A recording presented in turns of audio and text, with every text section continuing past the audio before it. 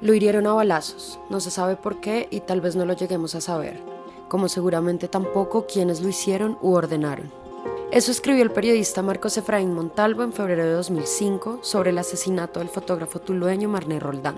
Lo escribió sin saber que las mismas palabras servirían para describir su propio asesinato 16 años después. El 19 de septiembre de 2021, el periodista Marcos Efraín Montalvo fue asesinado en una tienda de Tuluá. Eran aproximadamente las 8 de la noche cuando un sicario le disparó al menos 5 veces. Había dedicado 50 de sus 68 años de vida al periodismo. Su asesinato significa la pérdida de un símbolo de periodismo crítico en Tuluá. También es un síntoma del complejo entramado de violencia que azota la ciudad y de las dificultades que se le impone al periodismo regional en Colombia. No para la violencia en Tuluá, centro del departamento del Valle. Anoche fue asesinado un reconocido periodista de ese municipio. En Colombia informan sobre el asesinato del destacado periodista Marcos Efraín Montalvo. En otra información, en Colombia, un sicario asesinó al estilo de la mafia a un conocido periodista. Lamentamos profundamente la muerte y el asesinato del periodista Marcos Efraín Montalvo. Le mandamos un mensaje de condolencia a su familia, a sus amigos, a todos los comunicadores. Y estamos ofreciendo una recompensa de 160 millones de pesos a quien nos dé información para capturar a los responsables de este vil asesinato. No vamos a escatimar ni esfuerzos ni recursos para desarticular todas las bandas delincuenciales de nuestro departamento. ¿Cuál era el papel o el rol de Marcos en el periodismo de Tuluá? O sea, ¿quién era él como personaje en el periodismo? Pues Marcos en Tuluá era una institución por su trayectoria, por su recorrido, además porque era muy buena pluma. Marcos Montalvo empezó su carrera periodística en el país de Cali. Aunque escribió de deportes y de reinas, sus favoritos siempre fueron los políticos, a quienes conocía como pocos. De ellos se ocupó en su paso por el diario Occidente y El País, por emisoras de Todelar, de RCN y de Caracol, y por medios tulueños como El Tabloide y El Picacho. En sus últimos días, Marcos Montalvo publicaba exclusivamente en su Facebook denuncias sobre los problemas de inseguridad de su barrio y de cómo se movían las fichas en el poder local. Muy acucioso, por supuesto muy bien dateado, con preguntas certeras, frentero. Él fue como un padre, ¿no? Él fue una figura paterna para todos nosotros, sus sobrinos. Él no tuvo hijos, pero vivió orgulloso de su familia. Se vuelve una institución en el periodismo porque cuando él llega aquí, él se encuentra con muchos jóvenes inquietos por la labor, por la profesión, por aprender. Él encuentra unos talentos y les dice, venga, yo les voy a enseñar. Él nunca requirió un tablero ni una tiza para enseñar. Digamos que los que aprendimos de Marcos, aprendimos viéndolo, leyéndolo y oyéndolo. Esa era como la clave. Siempre tenía como exigencia que nosotros tenemos que leer todo, porque siempre nos dijo que el que lee y escribe aprende 2 veces. Tuluá, ubicado en el centro del Valle del Cauca, es un municipio cuya historia ha estado marcada por la violencia. Primero fueron las FARC en los 60, luego el narcotráfico y los paramilitares lo empeoraron todo. Uno de los narcotraficantes más poderosos y sofisticados de Colombia, según el Departamento del Tesoro de Estados Unidos, fue Beto Rentería, el dueño y señor de Tuluá durante al menos 2 décadas. El último gran capo del cartel del norte del Valle, dueño de bodegas, haciendas y hasta una clínica. Pero con la caída de Rentería en 2010, la responsabilidad de los actos violentos en Tuluá se disipó. Ya no hay un gran capo, sino varios actores, cada día más violentos, que se disputan el poder local, incluyendo a las disidencias de las FARC. En ese contexto de violencia es común que los periodistas que hacen su trabajo se vuelvan incómodos y reciban amenazas e intimidaciones. El mismo Marcos Montalvo fue amenazado 6 años antes de su muerte. Para el 15 de octubre del 2021, en Tuluá ya habían sido asesinadas 93 personas. Marcos Montalvo fue el número 87, una cifra que aumentó en los últimos 2 años. Marcos, además, es el tercer periodista asesinado en Tuluá. Desde 2018, la FLIP ha registrado 152 casos de agresiones y violaciones a la libertad de prensa en el Valle del Cauca, incluyendo robos, amenazas y 2 asesinatos. El asesinato es el más evidente de los riesgos, pero el periodismo regional en Colombia se enfrenta a situaciones complicadas y menos visibles. Marcos Montalvo llegó al final de sus días sin pensión ni ninguna otra seguridad económica. Casos como el de Marcos son un ejemplo de lo que dicen, que el periodismo en Tuluá se hace con hambre. En Tuluá hay más o menos 50 personas que pueden ejercer trabajo periodístico, sumando los que han aparecido pues, en redes sociales y que hay cosas por ahí.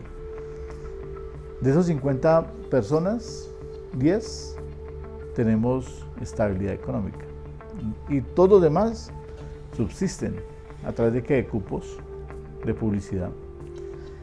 Para muchos el Estado es el único que puede proporcionarles un pago más o menos justo. Un ambiente muy politizado para los periodistas también, quienes terminan tomando bandos y quienes pues la gran mayoría terminan dejando un poco de lado su independencia periodística y pues terminan casi que estando afiliados o encasillados con varios de estos grupos políticos. Es una situación muy difícil. El mismo Marcos trabajó un par de veces directamente con políticos, personas que lo buscaban para que les redactara discursos, por ejemplo. También tuvo un rol activo un par de ocasiones en campañas de candidatos que respaldó y en las que criticó al rival político de turno. Esto no es extraño y no solo sucede en las regiones. En Tuluá, la afiliación de los periodistas con bandos políticos se ha traducido en años recientes a nuevas formas de violencia. Y aquí algunas personas hemos sufrido un matoneo, yo creo que incluso mayor que ese. De mí han dicho cosas que otra persona ya se había derrumbado. Hay un altísimo nivel de agresividad, sobre todo en redes sociales, y eso viene en buena parte también auspiciado o alentado por las bodegas, las bodeguitas que funcionan y que están relacionadas con grupos políticos de la actual administración, de la administración anterior. Entonces es una situación muy difícil para ejercer el periodismo de manera independiente y para señalar los problemas más de fondo que hay en la ciudad, que pasa por hablar, por ejemplo, de quiénes son los grupos que están detrás, grupos legales o ilegales detrás de los diferentes alcaldes que ha habido, de pues obviamente el altísimo nivel de violencia que hay en la ciudad. El resultado es un periodismo que registra los hechos, que hace opinión, pero que poco investiga a profundidad. Por eso la mayoría de lo que ocurre en Tuluá no se conoce a nivel nacional, ni se entiende. El día después del asesinato de Marcos Montalvo llegaron a Tuluá 23 hombres de inteligencia, una fiscal especializada y 10 expertos en investigación criminal para investigar este y otros crímenes. Más de un mes después no hay resultados concretos, y la presencia de esa comisión no ha evitado que sigan los homicidios. El pasado 6 de octubre se encontró una cabeza humana en una calle de un barrio residencial, la tercera en lo que va del año. Además, 2 semanas después del asesinato de Marcos, otro periodista, John Correa, sufrió un atentado en un carro en el que se transportaba con la líder política Arelis Garreta. Pues nosotros queremos creer que la Fiscalía va avanzando en la dirección correcta. También nos preocupa que, por supuesto, ha pasado un mes desde el asesinato y no hay hechos concretos, no ha habido capturas. Sin embargo, pues en las conversaciones que hemos tenido con la Fiscalía, ellos aseguran que van un poco con paso lento, pero en la dirección correcta, y que esa dirección apunta pues precisamente a que el asesinato estuvo motivado por el trabajo periodístico de Marcos. En Tuluá, algunos periodistas comparten esa hipótesis, pero no todos. Para mí es sumamente poco responsable decir que murió porque lo querían callar. Yo me atrevería a decir que la muerte de Marcos Montalvo está estrechamente relacionada con su ejercicio periodístico, con sus denuncias, con sus opiniones. 070 logró contactar a las disidencias de las FARC presentes en la zona, la compañía Dan Izquierdo, que negaron su responsabilidad sobre el hecho. El pueblo vallecaucano sabe cómo es que funciona la política en este país, y más temprano que tarde se dará cuenta del por qué decidieron acabar con la vida del reconocido periodista. Pero queremos aclarar que no tuvimos que ver con tan lamentable hecho y de antemano nuestra solidaridad con su familia. Marcos fue una figura que no solamente durante mucho tiempo fue muy crítico, una pluma muy inteligente, sino que también inspiró a muchos periodistas. Y resalto esos elementos porque son elementos que pues terminan siendo molestos para quienes quieren acallar precisamente voces críticas y para quienes quieren tener un control más amplio de lo que sucede en un municipio. Y eso ha sido una estrategia que ha sido utilizada durante mucho tiempo en la guerra contra los periodistas, ¿no? No solamente es asesinar a alguien por un tema que estuviera investigando, sino por lo que representa y por el símbolo de esa persona. Ya se ven los efectos de su asesinato. Los periodistas en Tuluá tienen miedo. También se preguntan de qué sirve hacer periodismo si nada cambia.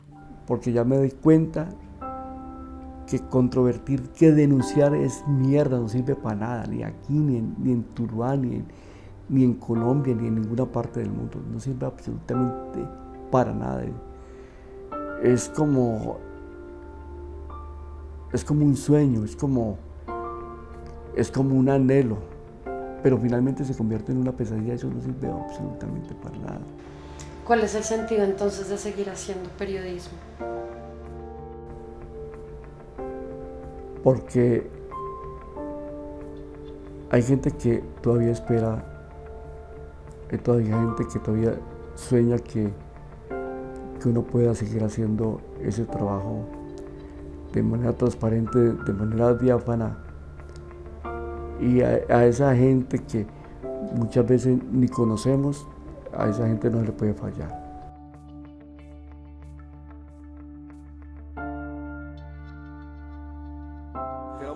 Un hecho muy lamentable y que enluta el periodismo, el centro del departamento del Valle del Cauca. Ya las autoridades se encuentran aquí realizando el levantamiento respectivo del cuerpo. Las circunstancias como se han presentado estos hechos deben ser materia de investigación por parte de todos los organismos.